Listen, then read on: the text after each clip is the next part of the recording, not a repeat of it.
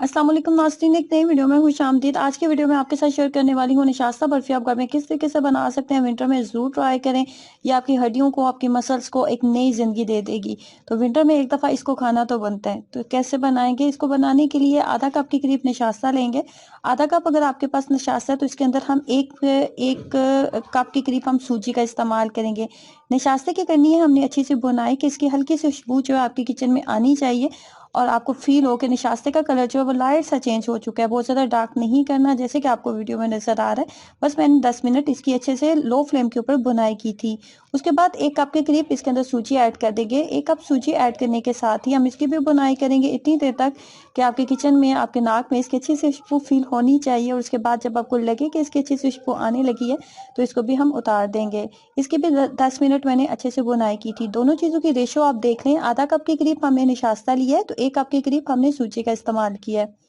अब यहाँ पे मैं आधा किलो के करीब दूध ऐड कर रही हूँ। आधा किलो के करीब दूध ऐड करेंगे। आधा किलो दूध ऐड करने के बाद हम इसके अंदर खोया ऐड करेंगे।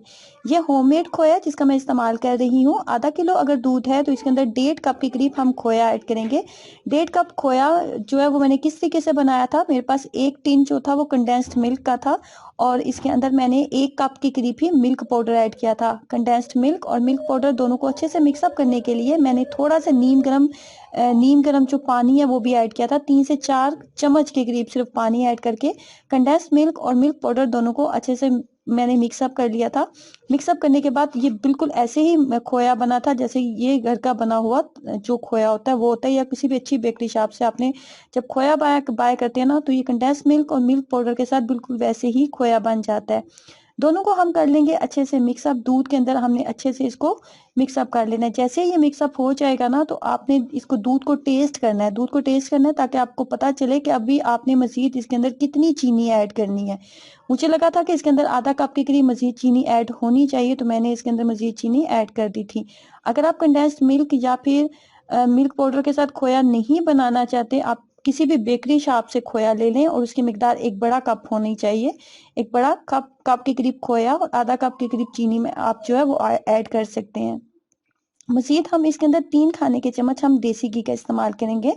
अगर देसी घी आपके पास मौजूद नहीं है तो आप घर में किचन में जो नॉर्मल घी यूज़ करते हैं उसका भी आप इस्तेमाल कर सकते हैं। 3 खाने के चम्मच मैंने घी का इस्तेमाल यहाँ पे किया है। दूध के अंदर घी को हम डाल देंगे और इसको अच्छे से दूध के अंदर मेल्ट होने देंगे। जैसे ही दूध के अंदर घी अच्छे से मेल्ट हो जाएगा तो हमने निशास्ता और सूजी का जो मिक्सचर रेडी किया था, स्टार्ट में, वीडियो के स्टार्ट में मैंने आपको बताया है कि आधा कप के करीब आपने निशास्ता लेना है और 1 कप के करीब आपने सूजी लेनी है। तो वो जो हमने फ्राई किया था, बुनाई की थी सॉरी, उसको हम इसके अंदर ऐड कर देंगे।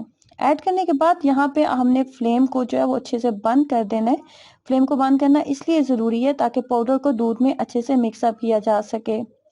दूध के और पाउडर को अच्छे से मिक्सअप करना जो थोड़ा मुश्किल हो जाता है ताकि लम्स वगैरह इसके अंदर ना बने, तो थोड़ी थोड़ी मिकदार में आपने पाउडर डालते जाना है।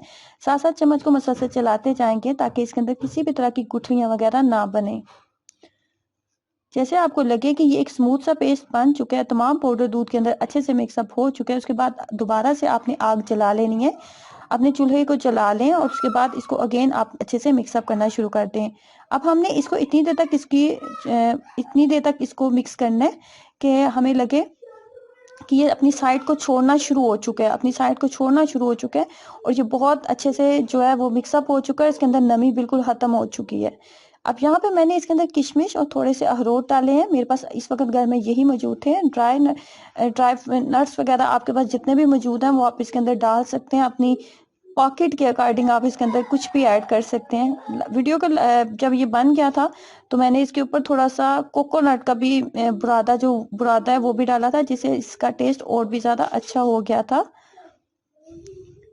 जैसे ही अपनी साइड्स को इस तरीके से छोड़ने लगे तो इसका मतलब होता है कि आपका हलवा या बर्फी जो भी आप बना रहे हैं वो बिल्कुल रेडी हो चुका है। तो अब हमने क्या करना है, आपने लेना है एक बर्तन और उस बर्तन के अंदर हमने इस तमाम मिक्सचर को डाल लेना है। इसमें तमाम मिक्सचर को डाल के अच्छे से हम ठंडा कर लेंगे। जैसे ये ठंडा होगा ना तो फौरी इसकी आप टुकड़ियां बना लें। इसको टुकड़ियां जो फौरी बन जाएंगी, इसको आपने बहुत ज्यादा देर रखने की जरूरत नहीं है। बहुत ज़्यादा टेस्टी बनती है और बहुत ज़्यादा ताकत वाली है। अगर आपको हड्डियों के दर्द वगैरह के मसाइल बहुत ज़्यादा रहते हैं ना, तो ये नशास्ते की बर्फ़ी एक दफ़ा ज़रूर सर्दी में बनाएं और खाएं, खुद भी खाएं, अपने बच्चों को खिलाएं, ताकि उनके जिस्म में कुदरती तौर पे ताकत आए और उन्हें ताकत के लिए किसी दूसरी आर्टिफिशियल चीज़ों की ज़रूरत ना पड़े। ट्राई करें और अपना एक्सपीरियंस ज़रूर शेयर कीजिएगा। अल्लाह हाफिज़।